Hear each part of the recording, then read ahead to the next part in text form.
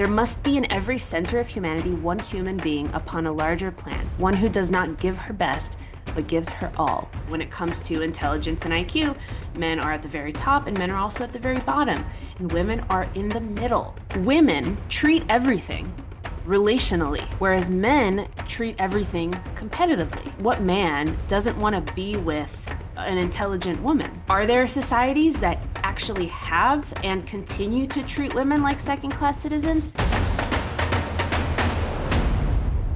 Hey everybody, welcome back to another episode of Ancient Intelligence. You've got your host Anya Shack here, and today I want to get into a conversation about men and women and a specific insight that is a really great differentiator between us, and it's something that G.K. Chesterton wrote about long ago, like 125, 150 years ago. And I reread this from his essay, The Emancipation of Domesticity, where he talks about this big insight. And it just connected a lot of dots for me. And I think it can answer a lot of our questions that we ask about success and competition and work and differences between men and women. So I'm excited to jump into that. But before I do, I want to really quickly tell you guys about something I'm launching in a couple of days. It is called True North. It's a mastermind experience for men that I have been putting together for many months now. And in my own personal life, masterminds have been such a quantum leap for me because you are in a group with others that are just like you, that get it, that are on a growth trajectory. And I have like entered masterminds as one person and exited them as a completely different person. And so that is my intention for you guys. If you are feeling stuck in life right now, if you feel just like you're not sure about your purpose and clarity and direction about your life, and if you just don't know why relationships aren't more easeful and more connected, and there's just a genuine like frustration within work and also within relationships. And so that's what I've created this mastermind for. It's all about helping you kind of find your true north and just head in that direction. And I'm really excited for you guys. So I'm capping it at 8 men because I think that that amount of people is really perfect for transformation. And I'm launching it in a couple days. So if you want to be the first to find out about it and get the biggest discounts, put your name on the wait list down below. And we start in January. So I'm going to be talking a lot about it in December, but I'm excited about it. And if you have any questions about it, then feel free to email me. Okay, so let's get into it. G.K. Chesterton. I'm going to read something from his essay, The Emancipation of Domesticity, which is under the larger umbrella essay that he wrote, What's Wrong with the World? Our old analogy of the fire remains the most workable one. The fire need not blaze like electricity, nor boil like boiling water. Its point is that it blazes more than water and warms more than light. The wife is like the fire. Or to put things in their proper proportion, the fire is like the wife. Like the fire, the woman is expected to cook. Not to excel in cooking, but to cook. To cook better than her husband, who is earning the coke by lecturing on botany or breaking stones. Like the fire, the woman is expected to tell tales to the children. Not original and artistic tales, but tales. Better tales than would probably be told by a first-class cook. Like the fire, the woman is expected to illuminate and ventilate, not by the most startling revelations or the wildest winds of thought, but better than a man can do it after breaking stones or lecturing on, say, botany. But she cannot be expected to endure anything like this universal duty if she is also to endure the direct cruelty of competitive or bureaucratic toil. So important. Number one, the notion that a woman has a duty, right? I think that that's something that we get to talk about as a society. I think that's been missing for a long time. We still talk about a man's duty, right? Everyone still wants to bring up the men are still responsible for the providing and the giving and the, protecting. But what is a woman's duty? That's an important question to answer. And what G.K. Chesterton is basically saying is that it is a woman's duty to be this generalist, to be the teacher and the cook and the seamstress and the decorator and the nurse and all of these people, but she's doing it for the most important people in her world, her kids. And I think we've lost that also as a society. Like, what is the point of it all in the end? And I would argue that the measure of success in a society is probably birth rates. At least one of the measures of success, it's birth rates. And so as they continue to decline in the West, we continue to see that we aren't, you know, we aren't making children the top priority. We're not prioritizing that. And I think that's a big, big downfall. And Chesterton is talking about this idea that women are generalists and men are specialists. And that makes so much sense. It connects directly to our evolutionary psychology. From, Joyce Benenson's work, Warriors and Worriers, there's that big difference, that big evolutionary distinction between the way boys and girls behave. And it's that distinction that boys want fighting. They want competition. They want to engage in competition. That is the thing they want to do. Girls want to talk about other people. Girls want to pretend, play, and focus on relationships. They want to focus on the people in their lives, their family and friends. Because relationships are the way that girls survive, and competition is the way that boys survive when they become men and women, right? And that goes hand in hand with some of the things that they specialize in. Men specialize in being specialists. Men specialize in mastery of one task or one thing or one objective. And that would make sense if the foundational goal for boys, especially, was to compete and to win. Winning is really important. How do you win? Well, you don't win by doing a whole bunch of different things and doing them kind of decently. You win by picking something and going all in on it and just taking it to the end. That is why men excel in a specific task. So if you think about industrialization, industrialization effectively exponentially grew this idea of specialization. Suddenly, there was a factory to make the buttons. Suddenly, there was a different factory to make the blouses. Everything became specialized. And in the external world, when you leave the home, specialization is the name of the game. If you think about capitalism in general, right?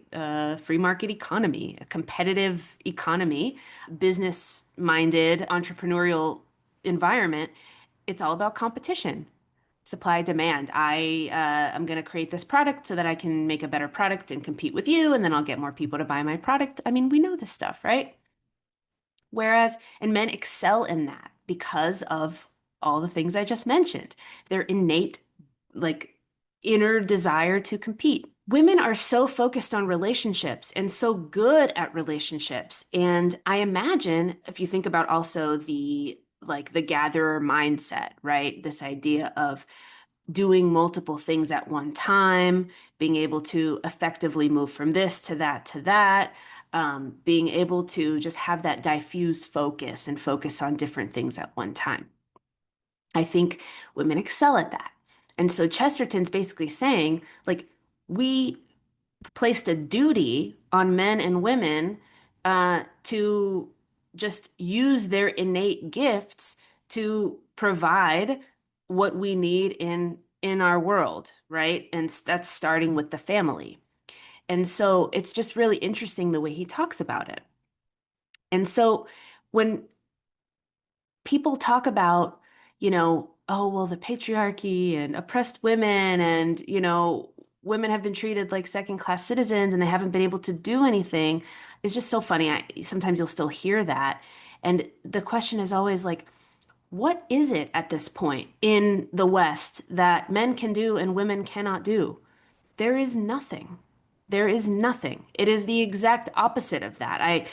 I've got to make another video about this because there are many examples of how men are treated like second-class citizens, and this is something that gets to be another video specifically around like court cases and also just the hypermedicalization of boys and there's so many things. It's just to say, I saw this video of this young man who just came off of Ritalin for the first time since he was 8, and he's like, I'm a completely different person. Like I was medicalized since I was 8 because I was just a little too excitable and aggressive. And it's just heartbreaking that we've done that to boys over the last however many years. So I digress. Are there societies that actually have and continue to treat women like second-class citizens? Yes, there are. I can think of, you know, radical Islamic societies that practice Sharia law. That would be a fantastic example of a group or a society that treats women like second-class citizens. In the West, no such thing exists. In the West, women have experienced such freedom, the opportunity to do and be and think and grow their intellect. And it's just such a joy and a privilege to understand that way more women have been able to go to school and have been able to study and learn and become intelligent and grow their brains because we have become more comfortable as a society in general. It's not because of the women's movement. Only elite women could go to university in the 1800s because there were not that many people that could afford to do that. Now that we're way more comfortable in our society, we're so much more wealthy as our weird kind of Western industrial society. That's why more women can go to university, right? It's almost like this is where we've been headed. This is why the men built all the things that they built to continue to drive us in the direction of more comfort, more wealth, more riches. And so it's just so interesting, like the feminist lies that don't make sense. Because if you think about it, there were artists and musicians and writers doing their thing in the Renaissance period. Um, in the 1930s and before that, like sometimes I'll come across like a woman who is like, oh yeah, this was the editor in chief at this Parisian magazine in 1932. And she started to write about what was going on in fascist Germany. The editor in chief of a magazine in Paris. Like, how much more free and prosperous and able to use her brain can she be, right?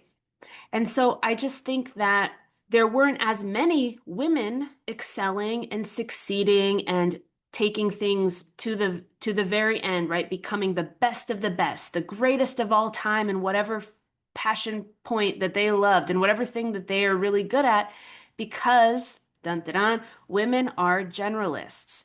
And this goes hand in hand with, I guess there's two reasons, right? Women are generalists, and then the second reason is greater male variability. So, greater male variability. This is something that people have talked about for many decades. Some people have gotten fired for saying these things, but, you know, the reason that it's more likely that we'll get another male Einstein is that more men are concentrated on the far ends of any of the spectrum of any given domain, right? So when it comes to intelligence and IQ, men are at the very top and men are also at the very bottom, and women are in the middle.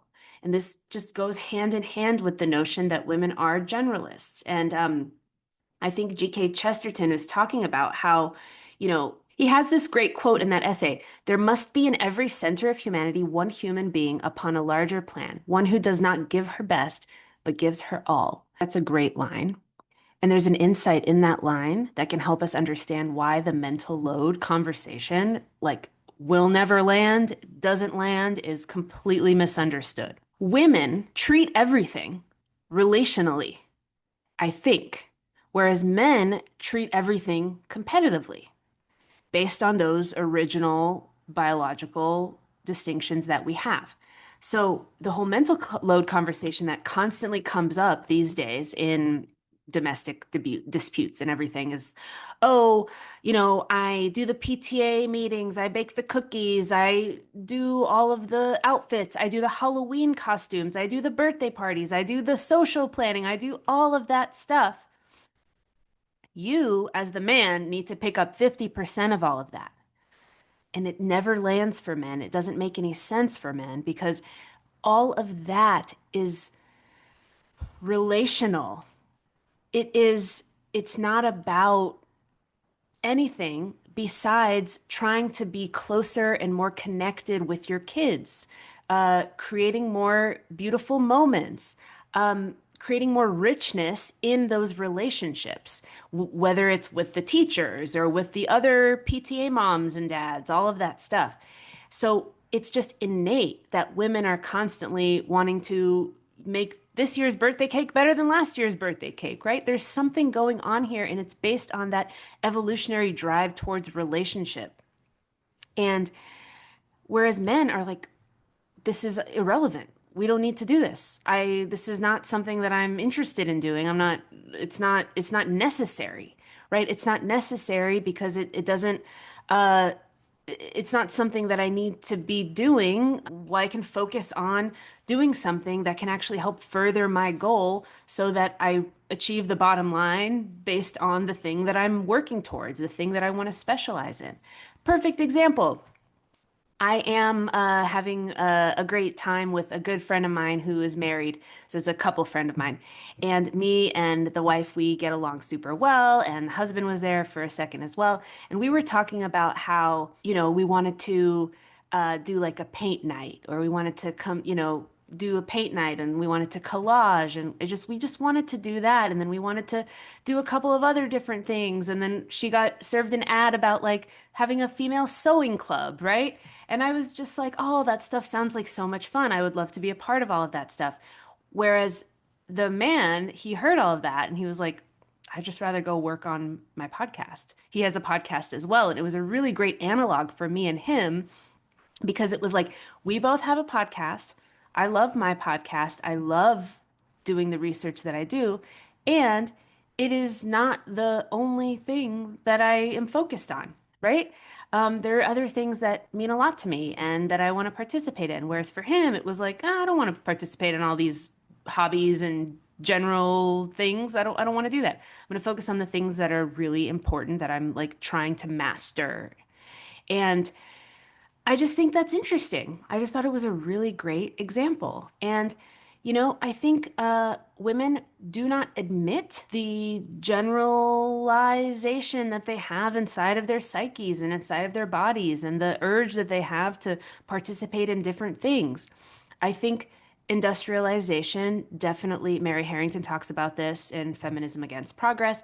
Industrialization did put a lot of the generalizing that women did. It put women out of a job.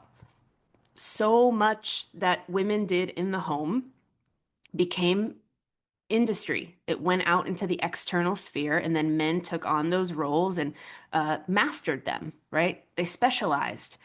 And that was definitely a huge loss for women when things were going from agricultural to industrial. And so I think we're all just kind of figuring things out. And I do know that the women who are happiest are the women who are able to monetize and create wealth based on the things that they're passionate about and interested in, while they are able to maintain their generalist lifestyle and maintain their home and their garden. And when they become moms, they're able to have the freedom and space to do things the way that pre-industrial women would do them, right? And the women that I know that found themselves very heavy in male dominated, very specialized, very much outside of the home endeavors, like law, like medicine. I have experienced women saying, I want to quit this. I'm done. I don't want to do this. I want a family, right? And so the idea here is to say, okay, women are generalists, not women need to stay at home and not do anything and become mothers without growing their brains. The idea is women are generalists. So how can we understand that and find ways to work together and come together, much in the way that women and men work together pre-industrial revolution? And so that's the real conversation here. That's the real question here, you know? So I imagine my lawyer friend who wants to quit her job because she really wants to have a family, she really wants to get married. She would quit that job yesterday if that was the reality for her. Once her kids are a little bit older, as a generalist, she would probably find herself involved in some sort of charity or find herself involved in different things. Um, and that would give her a lot of fulfillment in a way that her husband would be not doing because he would be specializing in the thing that is his career and his path. So I just think that distinction between men and women is super important. And we got to talk way more about that in the culture these days. So hope y'all have enjoyed this one, and until the next one. I hope you enjoyed this episode, and thanks so much for being here and for your support in this mission that I have to bring men and women closer together with the information that we all need to find more harmony with each other. If you found value, please help me grow the pod, and you can do one of two things. You can either share this episode with a friend, which I would love, or you can write me a review on Apple or Spotify, or you can do both. And finally, if you are looking for transformational coaching, you can book a one-on-one call with me, and it will be my pleasure to support you in this next season of your life. Till the next one, you guys.